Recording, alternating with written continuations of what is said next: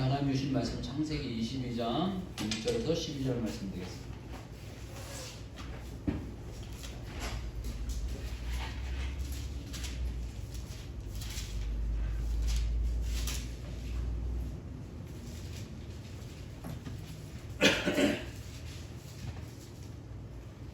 창세기 22장 1절에서 12절 말씀. 한 절씩 교독하겠습니다. 제가 먼저 하겠습니다.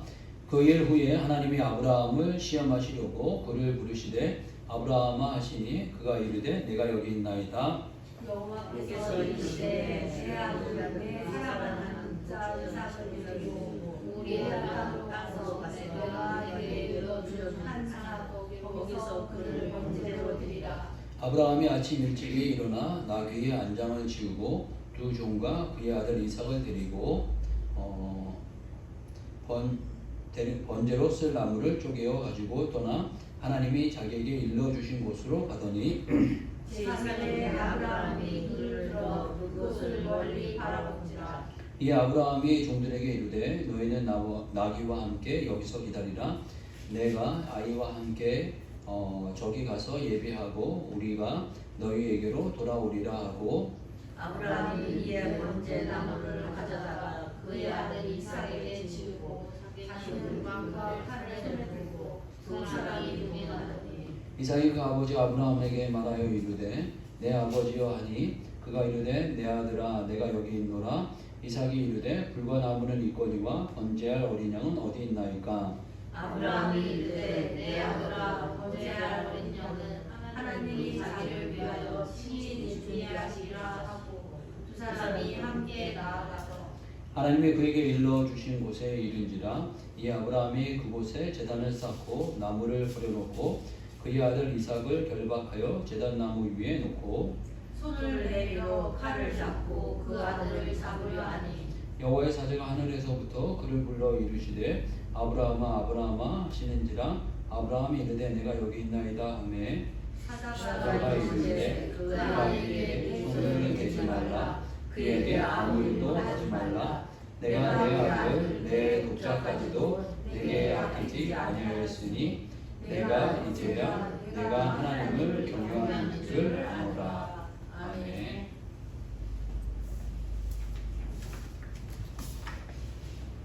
계속적으로 저희들이 이제 아브라함에 대한 말씀을 계속 나누게 되었는데요. 이 아브라함에 대한 말씀을 이렇게 지속적으로 이렇게 나누게 되면서 느끼는 것은 하나님의 손에 붙들리면 참 인생이 어찌 되는지 모른다. 하나님 귀하게 사용하시고 놀랍게 사용하신다 라는 것들을 느끼게 됩니다.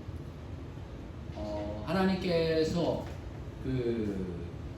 이 인간에게 주시는 그 소원과 기대와 꿈이 있어요. 되게 이제 인간의 마음의 그 기대와 소원은 이 어떤 성공과 영광이 아닌가 싶습니다. 무언가 이렇게 생육하고 번성해서 땅에 충만해지고 영광을 얻고 능력을 얻고 이런 어떤 모습을 갖길 원하는데 하나님도 그런 것을 주기를 원하시지만 방법이 좀 다른 것 같아요. 길이.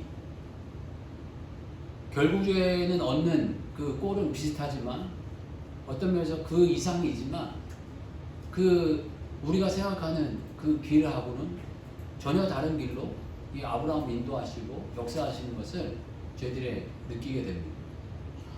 정말 하나님의 손에 붙들리면 그 붙들린 사람은 그 인생이 변한다.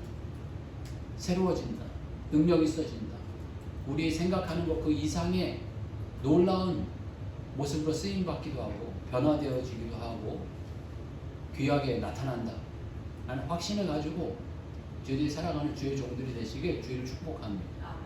근데 어떠한 방법을 쓰실지 몰라요. 그러니까 지금 현실적으로 이야기하면 우리 중 예배를 잘 드리는 사람이 쓰임받기도 하고 이 하나님 말씀을 잘 읽는 사람이 또 기도하는 사람이 쓰임받기도 하고 다양한 방법으로 쓰임받기도 하는데 정말 하나님 손에 우리가 붙들리고 하나님의 인도하심에 충실하려고 하고 주어진 이 하나님의 말씀에 저희들이 그 말씀을 잘 읽어내려고 하고 또 말씀을 잘 알고 또 이 성경 공부하고 또 좋은 교제하고 이러한 그 과정을 통해서 여러분들의 삶이 빚어지고 만들어지고 정말 깨어지고 부서지고 주님의 뜻대로 이렇게 잘 빚어져가는 삶이 되시길 주님 축복합니다. 그러면서 하나님께서 그 이 아브라함이라는 이 사람을 태어나게 하셔서 갈대아 우르라는 그 땅에서 그냥 나름대로 그냥 잘 살게 하셨어요. 평범하게 잘 살게 하셨어요. 어떤 부분에서 약간 유복하게 살게 하셨나 봐요. 물질적으로 유복하게 평범하게 잘 살게 하셨어요. 그런데 아브라함을 향한 그 뜻이 그냥 잘 먹고 잘 사는 걸로 인생이 끝나기를 원치 않으셨어요. 그래서 아브라함을 택하여서 부르셔서 그에게 축복을 하시는데 무슨 축복을 하냐면 너로 큰 민족을 이룰 거다 라는 축복을 주십니다. 한마디로 크게 된다, 큰 인물이 된다 라는 그 축복을 주시면서 그 삶을 이렇게 인도에 오시게 됩니다. 그 큰 축복을 주신다면 우리 일반적으로 생각하기에 자식을 많이 주시든지 뭐 물질을 많이 주시든지 힘과 능력을 주셔서 뭔가 이렇게 부강하게 하시고 이렇게 하시든지 하실 텐데 이 아브라함의 삶은 그렇지 않았어요. 어떤 면에서 시련과 고통이 많이 있었고 좌충우돌했고 그런데 보게 되면 자식도 많이 주신 것도 아니고 또 식솔들은 많아가지고 이 식솔들이 많으니까 이 식솔들 많은 걸로 인하여서 하나님께서 큰 민족을 이루시려는가 보다 이렇게 생각을 하기도 하고 그런 표현은 아니지만 롯을 통해서 조카 롯을 통해서 하나님께서 이렇게 큰 민족을 이루시는가 아니면 자기의 어떤 키운 하인이었던 엘리에셀 이 종이었던 엘리에셀을 통해서 하나님의 나라를 이루시는가 아니면 자기의 어떤 육신의 자녀였던 이스마엘을 통해서 하나님의 나라를 이루시는가 이런 생각들을 했지만 그게 아니고 자기의 어떤 본처 소생인 이삭이라는 자식을 통해서 하나님께서 큰 민족을 이룰 거라는 약속을 주시고 이삭을 허락해 주셨습니다. 나이 먹어가지고 100세에 이 이삭이라는 이 아들을 얻은 거예요. 기력도 빠지고 힘도 없고 정말 노인이 된 이 100세에 이삭이라는 이 아들 하나를 얻었습니다. 그러면서 하나님의 그 근본적인 그 축복과 약속은 큰 민족인데 오늘은 전혀 이해 안 되는 한 가지 행동을 하나님 하십니다. 그게 뭐냐면 그 아들 딸랑 어떻게 보면 하나 주셨는데 그 딸랑 하나 주신 그 아들마저 나에게 바치라 이러시는 거예요. 나에게 바치라 이렇게 표현하는 거 그냥 하나님 가지세요 이렇게 드리라는 게 아니고 번제로 바치라 라고 표현하는 번제로 바치라 라는 거는 아들을 죽이라는 거고 죽여서 배를 갈라서 내장을 다 꺼내고 그 내장을 꺼낸 상태에서 이 제단에 올려놓고 불을 지펴서 하나님께 올려드리라는 그런 의미예요. 그 당시에 제사는 그런 의미였거든요. 그러니까 이 아들을 그렇게 바치라니까 이 아브라함의 마음이 어떻겠나 싶어요. 하나님 이거 뭐 하는 겁니까? 이런 마음이 들기도 하고 나에게 큰 민족을 약속하셔놓고 딸랑 아들 하나 딸랑 주셨는데 그 딸랑 주신 아들마저도 거두어 가시겠다니 이게 말이 되는 겁니까? 라는 마음이 들었을 텐데 아브라함 아무 얘기 안 하고 바로 아들을 바치려고 하고 아들을 바치려고 했는데 하나님 말미시고 그 다음에 하나님께 예비해 놓으신 그 어린 양으로 그 다음에 이 어린 양으로 제사를 드리게 한 다음에 이제 후반부 나가면 이제 마지막에 나누려고 했는데 다시 원래 주셨던 원래 주시려고 했던 약속의 축복을 다시금 확인하시고 더 구체화하시고 더 그 축복에 더 어떤 의미를 더 부여하시고 더 그 축복을 확장하시는 사건을 허락해 주십니다. 그러면서 하나님께서 인도하시는 길은 정말 우리의 생각하고는 전혀 다르다는 그 결과와 어떤 꼴은 똑같아요. 하나님께서 큰 복을 주시고 큰 축복을 주시고 큰 영광을 주시려고 하는 그 꼴은 똑같아요. 인간이 원하는 것과 하나님이 주시려고 하는 것이 다르지 않아요.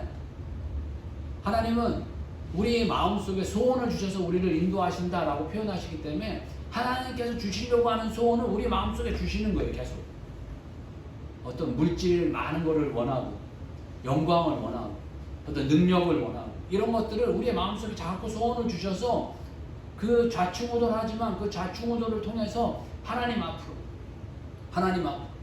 하나님 말씀 앞으로 또 하나님 앞으로 하나님 뜻 앞으로 하나님 앞에 순종하는 것 앞으로 하나님 인도해 오신다는 거예요. 그러면서 하나님의 사람으로 우리를 더 빚어가신다는 거예요.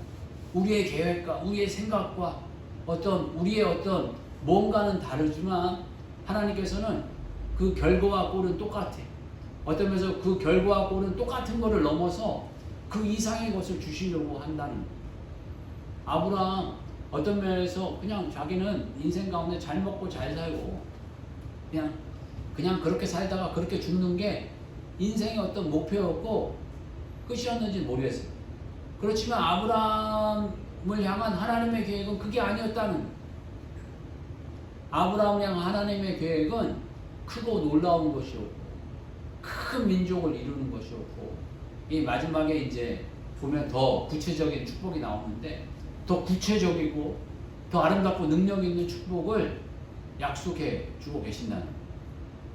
그런데 하나님께서는 이 노년에 이르는 이 아브라함, 이제 노년이거든요. 어떤 부분에서 이 아브라함이 요번에 이 이삭 사건 이후로는 거진 얘기가 안 나옵니다. 이제 마무리를 져요. 이제 사라가 죽고, 이 아내였던 사라가 죽고, 그 다음에 사라가 죽은 다음에 또 아내를 얻어갖고 몇 명의 아들을 낳고 그냥 인생 끝났더라고요.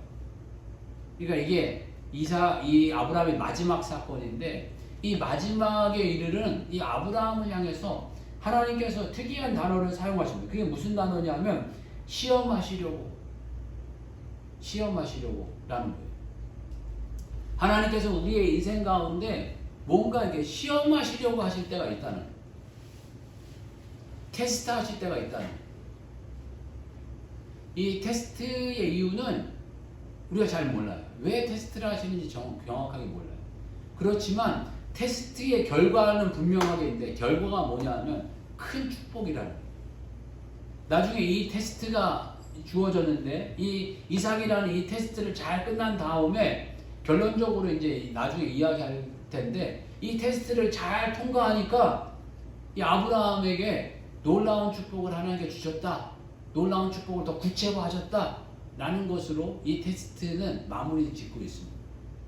하나님께서 우리 인생 가운데 분명하게 테스트를 하실 때가 있다는 거예요. 그 이유는 잘 몰라요. 특히 욥 같은 테스트. 욥은 온전하고 의로운 사람이었다라고 했지만 하나님께서 하루아침에 자식들을 다 거두어 가셨고 재산을 몰수하셨고 그 아내마저 떠나버리는 이런 어떤 어려움을 당하게 됩니다.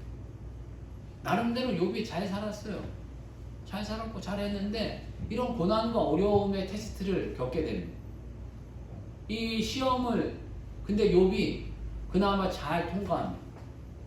잘 통과하다 보니까 욥의 이 말년에 이르러서는 자식들을 다시 낳아서 이 자식들이 이제 생기고 그 다음에 자기가 처음에 가졌던 이 부보다 갑절의 부를 갖는 이런 어떤 큰 축복을 허락해 주십니다. 그러니까 하나님께서 이 테스트를 잘 통과하게 되면 그 테스트를 통해서 하나님께서 큰 축복과 은혜를 주신다는 거예요. 이 바울도 보게 되면 바울도 그 테스트라고 표현할 수는 없지만 그 마을마다 있게 된 고난과 어려움들, 시련들이 있었어요. 근데 그 고난과 어려움을 시련을 잘 극복하고 난 다음엔 그 다음에 이르는 또 축복이 있습니다. 교회가 세워지고 사람을 얻고 그 자신의 믿음이 더 든든해지고 어떤 이런 시련과 어떤 테스트를 잘 통과했을 때 얻게 되는 축복이 있고 어떤 은혜와 능력을 갖게 된다는 거예요. 이 다윗도 마찬가지예요. 다윗도 골리앗이라는 이 테스트를 잘 통과하기 시작했을 때 그 나라의 어떤 장관으로서의 보통 부를 얻고 명예를 얻고 능력을 얻는 그 테스트를 통과하게 된다는 거예요. 그런데 반대로 테스트를 잘못 통과하면 혹독한 시련을 맞이하게 됩니다. 첫 번째 이 테스트 잘못했던 거는 선악과 테스트죠. 하나님께서 선악과라는 그 테스트를 허락해 주셨는데 통과를 잘 못하는 거예요. 그러다 보니까 에덴에서 쫓겨나게 됐고, 인간의 이게 죄가 임하게 됐고, 인간에게 죽음이 임하게 됐고, 인간에게 어떤 죄에 대한 혹독한 대가가 이르게 된다는 것을 말씀해 주고 계십니다. 그리고 이스라엘 민족이 가나안 땅이라는 땅을 하나님께 예비해 놓으시고 약속해 놓으셨는데, 그 가나안 땅을 정탐하러 간 사람들이 다 11명이 다 나쁘다고.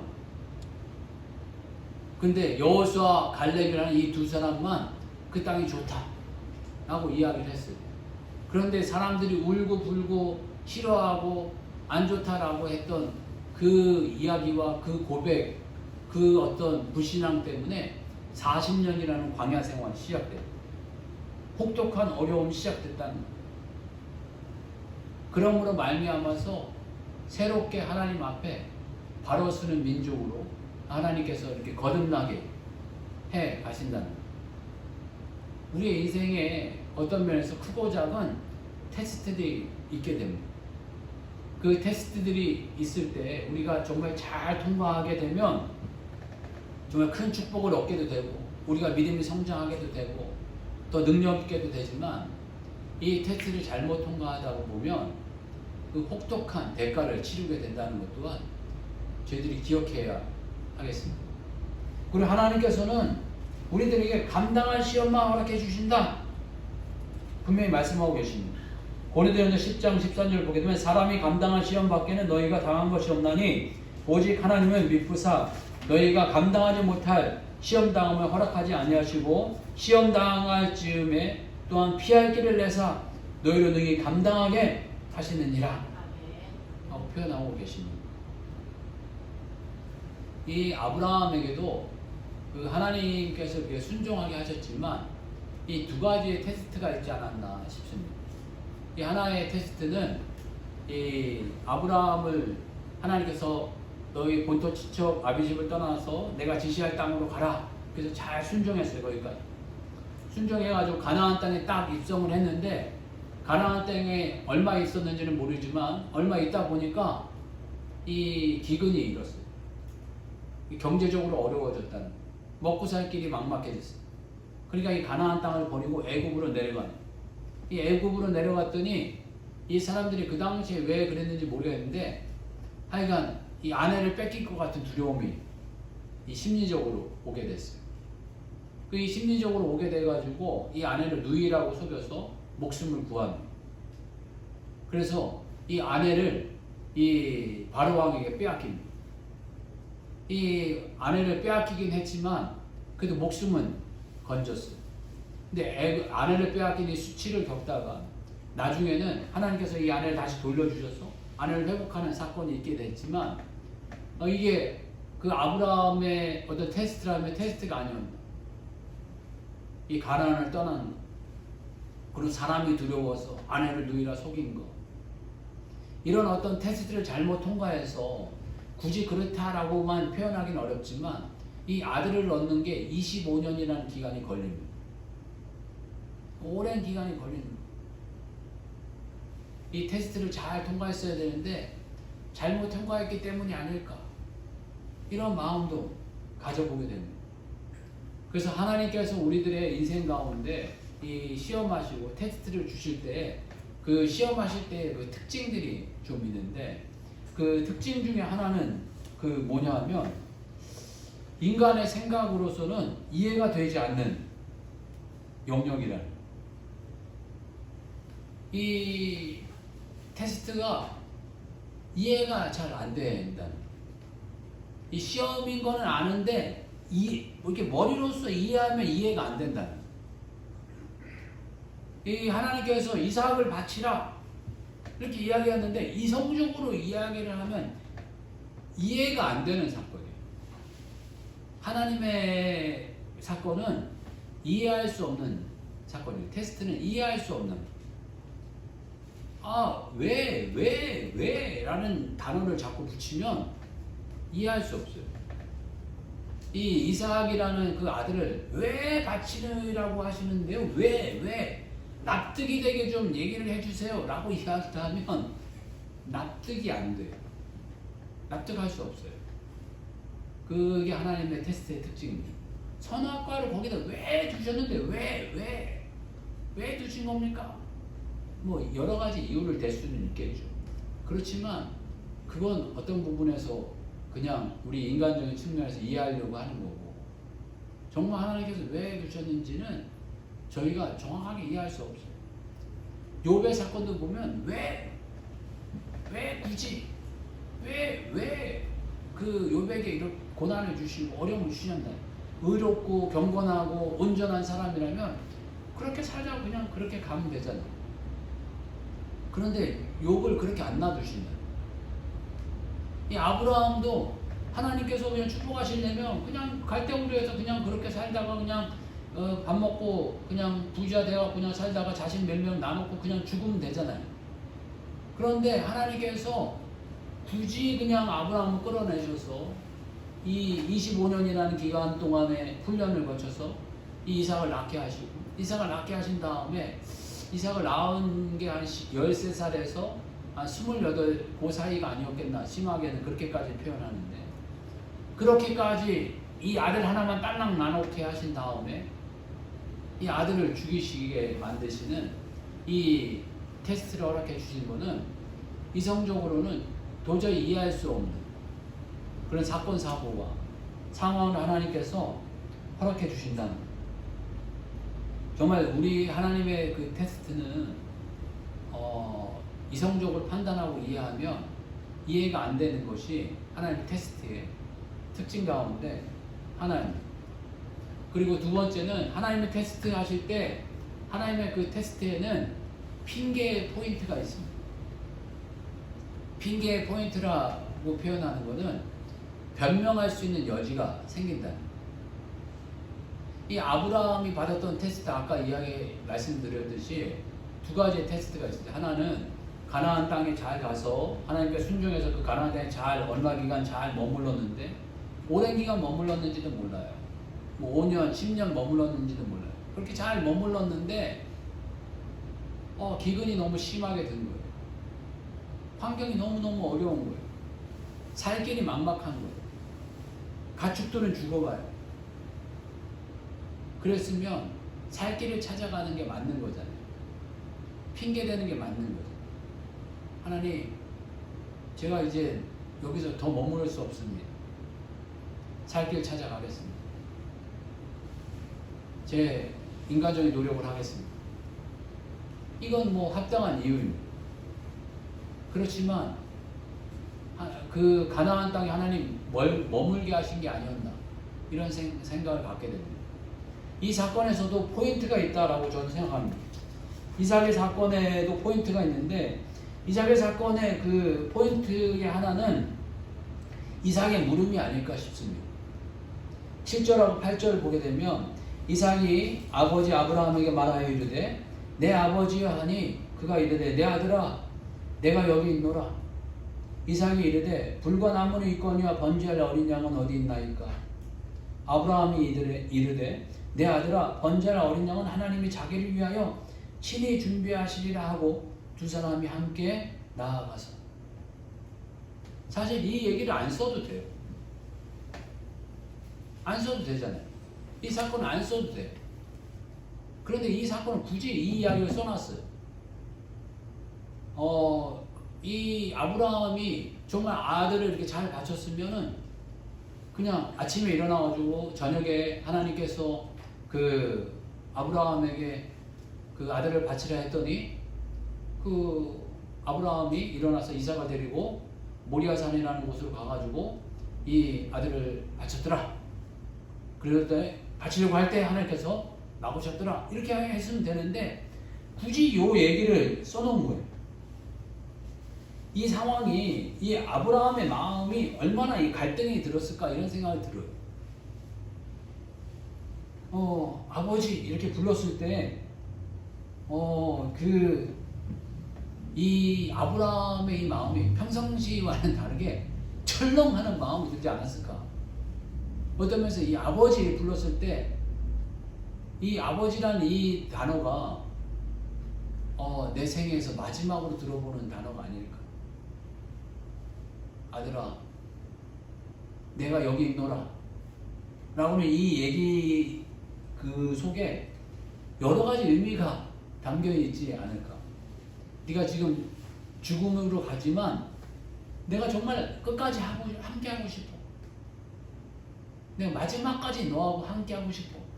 라는 마음으로 이 아브라함이 이렇게 이야기하지 않았을까? 이런 생각도 갖게 됩니다. 그러면서 여기에 핑계와 변명을 막 갖다 붙이려면 얼마나 많은 핑계와 변명을 붙일 수 있었을까? 막 이런 생각을 갖게 돼요. 하나님, 이삭을 바치라 라고 이렇게 이야기한 게 아니고 이삭과 함께 어린 양을 바치라 이렇게 이야기하신 거지요. 이삭과 함께 양을 바치라고 한 거지 이삭을 바치라고 한 건 아니었지요. 이렇게 이야기하고 싶고 변명하고 싶지 않았을까? 저 같으면 그랬을 것 같아요. 하나님, 제가 귀가 어두워서 약간 잘못 들었어요. 그냥 거기에서 어린 양 하나 어디서 구해서 바치고 난 다음에 하나님, 제가 이삭 바치라고 그랬는지 몰랐어요. 뭐 이렇게라도 이야기를 하고 싶지 않았을까? 뭔가 핑계를 대고 변명을 대고 뭔가 이야기하고 싶지 않았을까? 하는 생각을 갖게 돼요. 어떤 면에서 이 첫 번째 이 사건은 외부적인 핑계, 외부적인 환경적인 핑계. 아브라함이 처음에 이 가나안 땅에서 겪었던 그 실패의 사건들이 전 자꾸 오버랩되더라고요.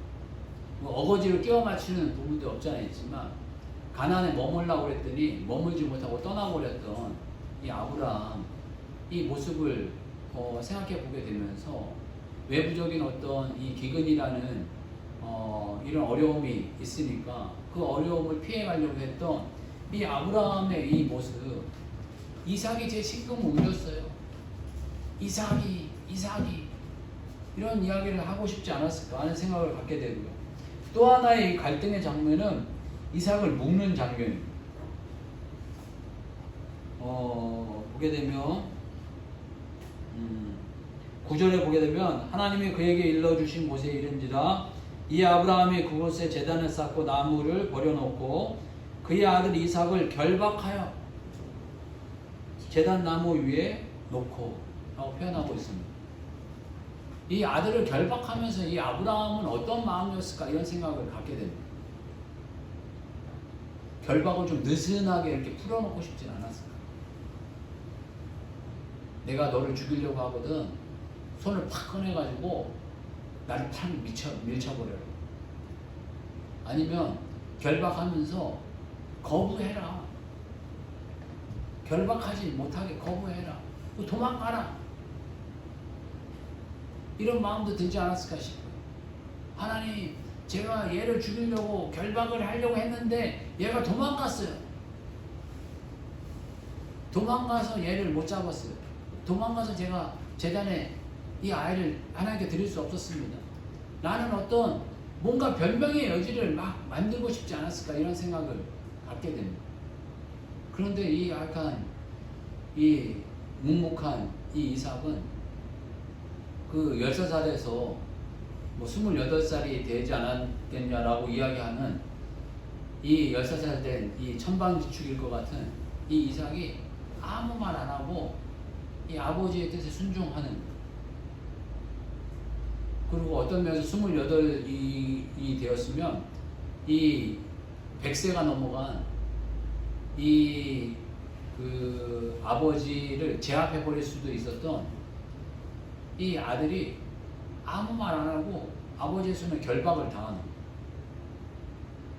그리고 바로 하여간 갈등하지 않고 이 아브라함은 이삭을 죽이려고 하는 모습을 취합니다. 그러니까 하나님께서 11절 보게 되면 여호와의 사자가 하늘에서부터 그를 불러 이르되 아브라함아 아브라함아 하십니다. 아브라함에 이르되 내가 여기 있나이다 하매 라고 표현하고 있습니다. 그러니까 아브라함은 아주 급작스럽게 부른 거죠. 아브라함아 이 부른 것이 아니고 아브라함아 아브라함아 급하게 부르신 거예요. 그러니까 이 아브라함이 거침없이 그냥 이 아들을 바치겠다 라는 어떤 태도와 모습을 취했다라는 것을 말씀해 주고 계십니다. 하나님의 테스트는 이해하려면 이해할 수가 없습니다. 그리고 반드시 이런 핑계에 어떤 피할 길을 어떤 그 상황들을 요소들을 그렇게 만들어 놓으실 때가 있습니다. 그렇지만 하나님께서 그 모든 요소를 떠나서 하나님께 철저히 순종하기 시작할 때 하나님은 이 아브라함을 귀하게 보시고 또 그 아브라함 가운데 하나님 일하시는 역사를 나타내게 됩니다. 그런데 이 테스트를 통해서 하나님께서 얻고자 하는 것이 하나 있었는데 그 얻고자 하는 게 뭐냐면 하나님 경외하는 줄을 아노라 라는 표현을 하고 계십니다. 12절 보게 되면 이 마지막 부분에 사자가 이르되 이 아이에게 내 손을 대지 말라 그에게 아무 일도 하지 말라 내가 내 아들 내 독자까지도 내게 아끼지 아니하였으니 내가 이제 내 하나님을 경외하는 줄을 아노라. 그러니까 이 테스트를 통해서 하나님을 경외한다는 것을 확인받고 싶었다라는 거예요. 그 경외라는 이 단어는 두려워하다, 무서워하다 이런 단어거든요. 그러니까 하나님을 무서워할 줄 아는 마음, 이 두려워할 줄 아는 마음을 갖는 게 귀하고 중요하다라고 말씀해주고 계십니다. 우리가 요즘 시대를 살아가게 되면서 좀 아이들이나 저 자신에게도 두려움의 대상이 없어져 가는 거야. 무서움의 대상이. 근데 이게 별로 좋기만 한 현상은 아니다라는 마음을 갖게 됩니다. 하나님을 두려워하는 마음을 가지려면 현실적으로도 공경과 두려움과 경외의 대상이 실제적으로 있을 필요가 있습니다. 그러니까 우리가 현실적으로도 누군가를 두려워하며 경외의 어떤 모습을 보이지 못하는데 보이지 않는 하나님을 경외한다는 게 그게 하여간 쉬운 문제가 아니거든요. 나이가 들어가면 들어갈수록 경외할 분들이 점점 없어져요. 나이적으로 보게 돼요. 어린 때는 다 경외해야 될 대상이지만 이 나이가 들어오면 점점점 경외해야 될 대상이 없어져 간다는 게 그게 또 슬픈 현실이 아닌가 싶습니다. 그렇지만 어떤 권위를 드리고 경외를 드리는 그런 마음 필요합니다. 어떤 면에서 나의 고하를 넘어서 신분을 넘어서 지식을 넘어서 어떤 성격을 넘어서 누군가 경외하려고 하는 마음을 갖고 그 경외의 대상을 삼아가고 경외의 어떤 그 대상을 만들어가는 건 좋은 일이다라는 생각이 듭니다. 그리고 경외할 수밖에 없는 그 그룹과 공동체에 있다는 것 또한 행복입니다. 자기가 어떤 우두머리가 되고 최고의 자리가 되어서 휘두르는 자리에 있는 것보다는 누군가를 경외할 자리에 머물러서 자기를 훈련시키는 것 또한 그 또한 유익한 일이다 라는 생각이 듭니다. 인간은 누군가를 경외할 곳에 머무르는 게 대단히 중요하다.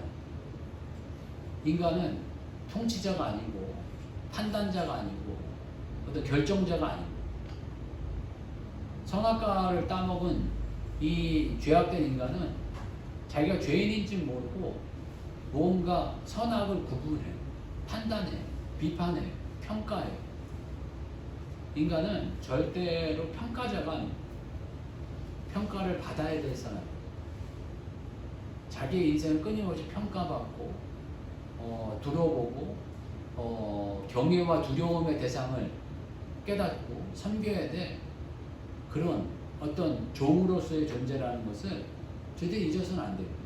우리가 하나님의 자녀로 부르시지만 끊임없이 우리가 평가받고 그 다음에 점검받고 이런 자리로 나아가야 된다는 거죠. 하나님께서 이 테스트를 잘 통과한 이 아브라함에게 주신 축복들이 있는데 그 축복은 여호와 이레의 하나님을 만났다는 거예요. 여호와 이레의 하나님은 하나님께서 준비하시고 예비하시는 그 하나님이시다 라는 것입니다. 우리 14절 보게 되면 이거 같이 한번 읽겠습니다. 14절 같이 읽겠습니다. 시작.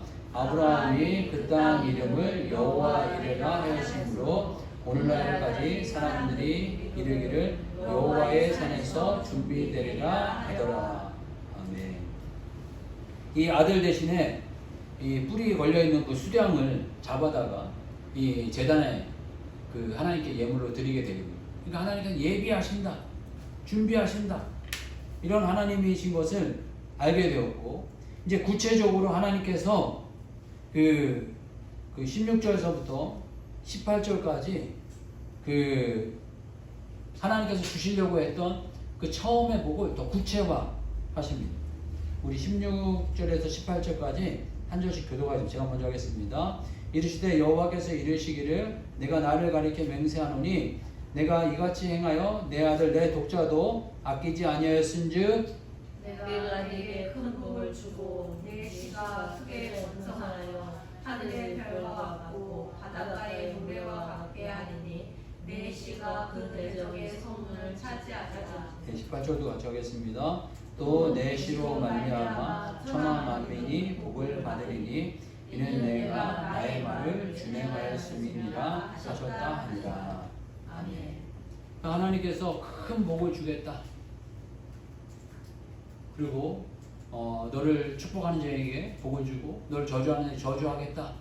나는 이런 어떤 이 아브라함을 떠날 때에 창세기 12장의 어떤 그 약속의 말씀이 더 구체화됩니다.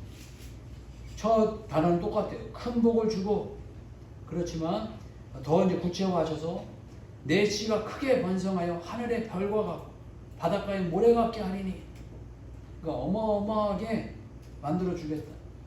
그리고 하나를 더 붙여서 그 대적의 성문을 차지하리라. 적이 없다는 거예요. 대적의 성문을 차지해서 적들을 다 부수겠다.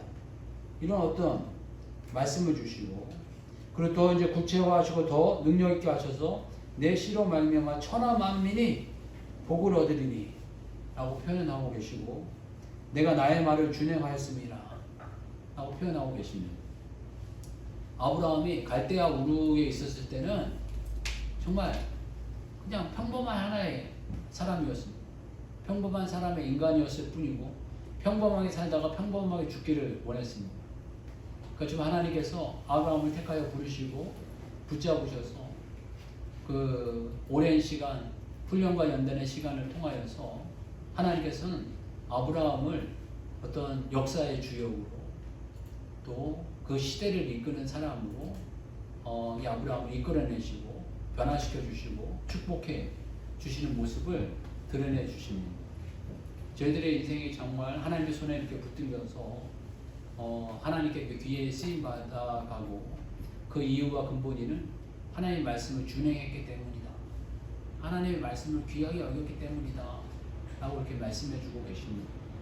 저희들이 허락해 주신 이 하나님의 말씀, 하나님의 뜻을 귀하게 여겨서 끝까지 부여잡고 하나님께서 허락해 주신 테스트를 잘 통과해서 하나님께 주시려고 했던 그 약속의 어떤 구체적인 것들을 실현해내고 열매를 맺어가는 주의 종들이 되시길 주의 이름 축복합니다.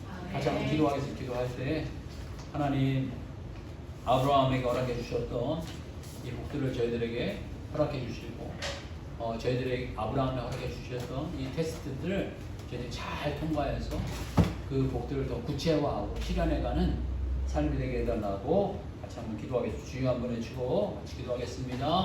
주여